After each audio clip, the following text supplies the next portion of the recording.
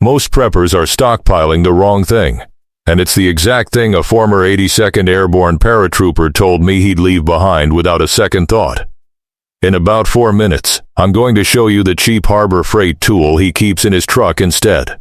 And the #3 reason it matters has nothing to do with cutting, fire, or self-defense, which is exactly why most people miss it. But the part that should bother you? When the grid drops, this little thing can turn a dead parking lot into a supply line, and most civilians walk right past it. Here's the truth. If the lights go out tonight, the guy with the $400 bug-out bag is still in trouble if he can't move fuel, water, or oil from point A to point B. Your knife won't do it. Your trauma kit won't do it. Your fancy molly pouch won't do it. And if you miss this, you'll be the guy standing next to a full tank, an empty generator, and no way to bridge the gap. Stay with me.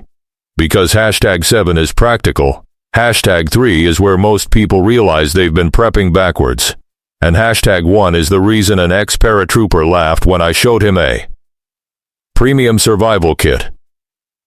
7. Your survival kit is built for carrying, not transferring. This is the first blind spot. Most kits are built around carrying gear. Very few are built around moving what actually keeps you alive. You can own water filters, fuel stabilizer, iodine tabs, and 3 different ways to start a fire. Great. But if you can't transfer liquid safely and fast, you're stuck. Think about what actually happens in the first 12 hours of a real outage. Gas stations stop pumping, vehicles become fuel storage, old water heaters become backup water tanks.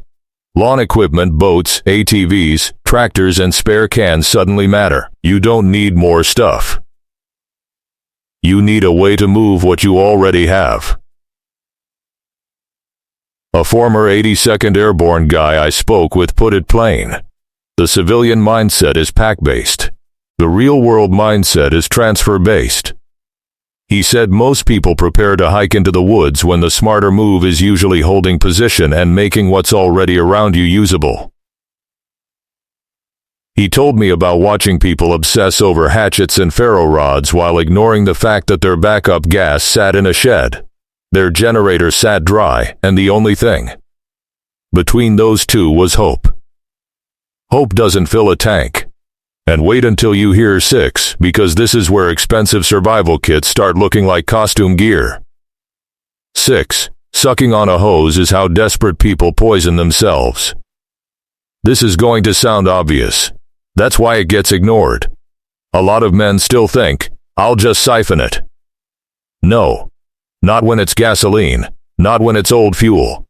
Not when you're tired, cold, and rushing in the dark. In a real emergency, people do dumb things fast. You get sloppy, you inhale fumes, you spill fuel, you waste what little you have. You contaminate containers. One mistake and now your water can isn't a water can anymore. A retired Marine motor pool mechanic once told me the fastest way to spot who's done real field work and who hasn't is to watch how they move fluids. The amateur thinks it's easy. The experienced guy treats it like one bad decision can wreck the whole day. He said one young guy tried to mouth siphon from a jerry can because he didn't want to waste time looking for tools. He spent the next hour coughing, gagging, and leaking fuel all over the bed liner. That was in training. Now imagine that at 2 a.m. with your house cold and your generator dead. Let that sink in. If you've never thought about this, you're not stupid. You're normal. That's the problem. Normal gets punished in a real breakdown. And the craziest part? The fix is cheaper than a fast food lunch for 2. 5. The real emergency isn't no gear. It's trapped resources. This is the part most prepper channels glide right past. Your problem in a crisis usually isn't total lack. It's trapped supply. Water trapped in one container. Fuel trapped in another. Oil trapped in the wrong machine. Kerosene in the shed. Gas in the truck. None of it helping you because you can't move it clean. That changes how you think. Suddenly a boring little transfer tool matters more than another tactical pouch. Another camp axe. or another survival gadget with 10 useless functions nobody uses after the first week. A retired Green Beret I interviewed used a phrase that stuck with me. Mobility beats inventory. He said civilians love counting supplies. Smart operators care about access. He gave me a simple example. If you have 25 gallons of gas on your property but no safe way to move it into what matters most, then in practical terms you do not have 25 gallons. You have a very frustrating decoration. Remember, when the grid drops, you do not have days to figure this out. You have hours before shelves get stripped and parking lots get weird. And #4 is where this little Harbor Freight tool starts embarrassing the fancy stuff. 4. It solves a problem knives, lights and tourniquets can't. I'm not saying don't own the basics. I'm saying the basics don't solve this. A knife cuts. A flashlight sees. A medkit patches damage. Good. You still need all of that, but none of those tools transfer the liquid that powers your heat, your vehicle, your generator, your lanterns, or your backup plan. That's why this cheap Harbor Freight tool feels insulting once you understand it. It isn't sexy. It won't impress anybody at a meetup. You can't strap it to the outside of a rucksack and look operator. But when the power is out and your generator tank is dry, the guy with this tool suddenly becomes the only adult in the room. A former Army convoy chief told me, I'd rather have one dumb little tool that solves a real bottleneck than 10 expensive tools that look good laid out on a table. That line should be tattooed on half the prepper internet. He said he watched civilians buy trauma shears, tack pens, magnesium rods, signal mirrors and 3 different fixed blades, then borrow a basic transfer pump the first time. They actually had to move fuel. That's not preparedness, that's theater. And now we get into the part most people get completely wrong. Because HAG3 is the moment you realize this thing isn't just for fuel. 3. You've probably been thinking too small. Most people hear transfer pump and think gasoline. That's only half the story. The little Harbor Freight unit I'm talking about can move more than fuel. Water. Oil. Other non-corrosive liquids. That matters more than people think. Now your use cases multiply fast. Empty water from a storage barrel into smaller containers. Pull usable fuel from a vehicle that isn't moving. Shift kerosene, lamp oil, or motor oil without making a mess. Drain what you need. Save what you can. Keep your best machine alive longer. A former Special Forces medic told me preparedness isn't just about stopping bleeding or avoiding infection. It's about preserving energy and reducing stupid mistakes. Spill less. Waste less. Lift less. Fumble less. That's survival too. He laughed when I asked him about high-end survival kits and said, most guys buy for identity. Very few buy for bottlenecks. Then he held up a cheap transfer pump and said, that ugly little thing? That's a bottleneck killer. That line should bother you a little. Stay with me, because #2 is where this tool stops being convenient and starts becoming leverage. 2. In a shortage, the guy who can transfer becomes the guy people come to. This is where the conversation changes. When systems get shaky, skills matter. But small tools that unlock trapped resources matter almost as much. If you can safely move fuel or water and the other guy can't, you become useful fast. Useful people get options. Options mean leverage. Leverage means time. Time means survival. You can top off a generator. Help a neighbor for a trade. Consolidate fuel. Empty one machine to keep another one running. That's real-world value, not online value, real value. A Navy corpsman I once talked to said the first thing communities notice in a disruption is not who has the coolest gear, it's who solves annoying problems fast. Heat, light, water, fuel, storage, transfer. The men who solve those problems become anchors.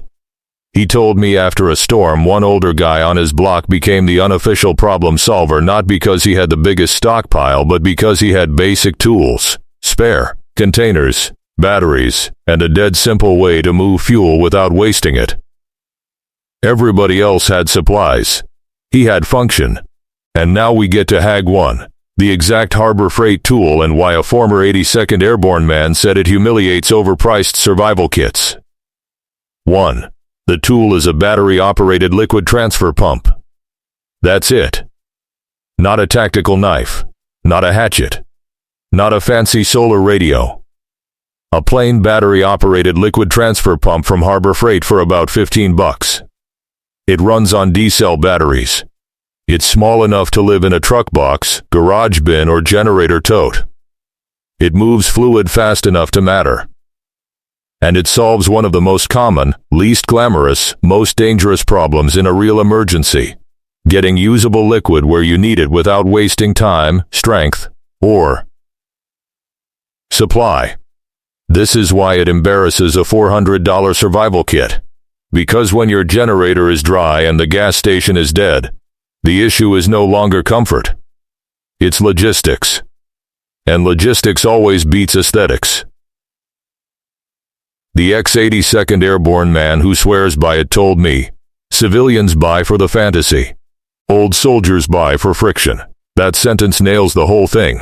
Fancy kits are often fantasy. This little pump kills friction. He keeps one in his truck with spare D-cells sealed in a zip bag, one in the garage, one near the generator. He said he learned a long time ago that the best gear is the gear that turns a stalled situation into movement. That's what this does. A dead vehicle can still be a fuel source. A full water heater can still be reserve water. A shed full of equipment can still be stored power. But only if you can move what's inside. That's the reveal from the opening. The cheap Harbor Freight tool isn't impressive because it looks tough. It's impressive because it solves the exact problem your expensive kit usually ignores. And there's one more thing almost nobody mentions.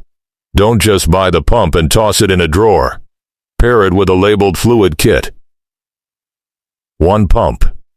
Spare D-cells. Nitrile gloves. A rag. A funnel. 2 clearly marked containers. 1 for fuel. 1 for water only. Keep them together. Because the real failure in a crisis is not lacking gear. It's owning gear you can't find, can't power, or can't use clean under stress. A retired Army mechanic told me the amateur stores tools. The prepared man stores systems. That's the difference right there. The pump matters. The ready-to-go setup matters more. So if you're staring at your bug-out bag right now thinking you're covered, ask yourself one hard question.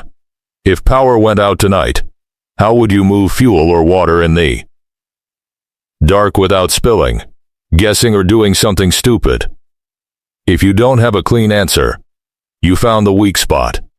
And in my next video I'm breaking down the 5 boring hardware store items older veterans keep buying quietly. The ones younger preppers ignore until the first real shortage hits. And trust me, #2 is so ordinary most people will laugh right up until they need it.